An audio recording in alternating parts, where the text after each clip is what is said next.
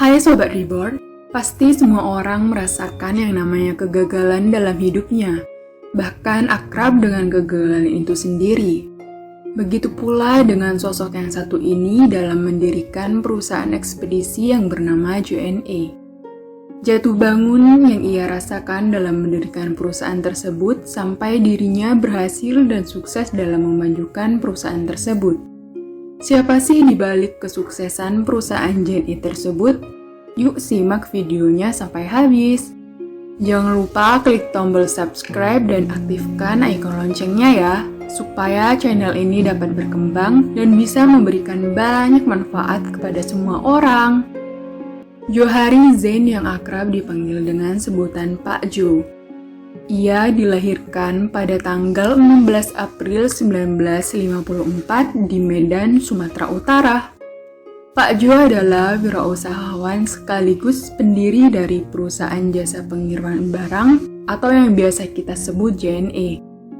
Beliau putra bungsu dari 5 bersaudara dari pasangan Bahri Zain dan Mutiati Salib.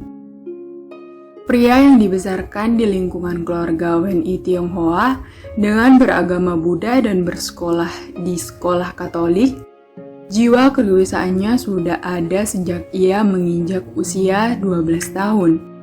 Setelah keluarganya pindah ke Jakarta pada tahun 1966, Johari mulai bisnisnya dengan membuat majalah yang dijual kepada teman-temannya di SMP di Jakarta. Usaha ini berlanjut hingga ia duduk di bangku SMA. Setelah menyelesaikan kuliah di Akademi Perhotelan Trisakti, Johari bekerja di Hilton International Hotel Jakarta. Karirnya berawal dari pelayan hingga akhirnya menjadi supervisor kasir di front office hotel yang sekarang berganti nama menjadi Hotel Sultan. Pada tahun 1980, Johari Zain pindah pekerjaan. Ia menjadi salesman perusahaan jasa pengiriman multinasional TNT. Beberapa tahun kemudian, ia dipromosikan menjadi Operation Manager TNT Indonesia. Beliau yang mualaf pada tahun 1982 di puncak karirnya, ia justru meninggalkan TNT. Semenjak itu, Al-Quran menjadi petunjuk jalan hidupnya. Johari yang berkeinginan untuk membangun sebuah masjid, niatnya dijawab oleh Allah untuk dapat mendirikan hingga 99 masjid. Ia mendirikan lembaga filantropi Johari Zain Foundation, sebuah yayasan yang hendak membangun 99 masjid itu. Jumlah tersebut diambil dari nama baik Allah atau Asmaul Husna. Pada tahun 1990, seluruh sahamnya di Pronto dijual dan berhasil mendirikan PT Jalur Nugraha Eka Kurir yang lebih dikenal dengan sebutan JNE.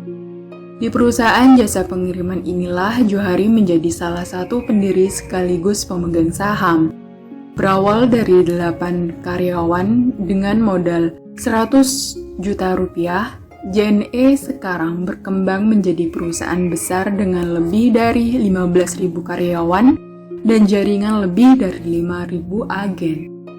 JNE melayani lebih dari 400.000 paket per hari dengan tujuan dalam dan luar negeri.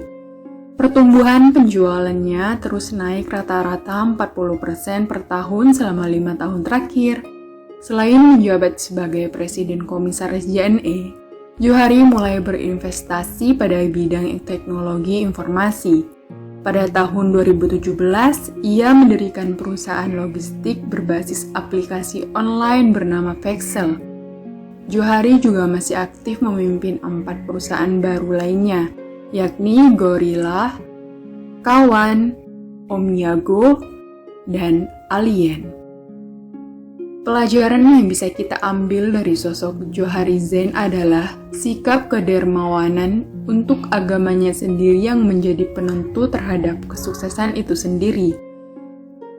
Demikianlah kisah kesuksesan Johari Zain ketika mendirikan JNE. Matur suwun telah menonton video ini, semoga kisah di atas dapat memberikan inspirasi kepada kita semua. Jangan lupa juga tonton video kami yang lainnya juga ya. Terima kasih.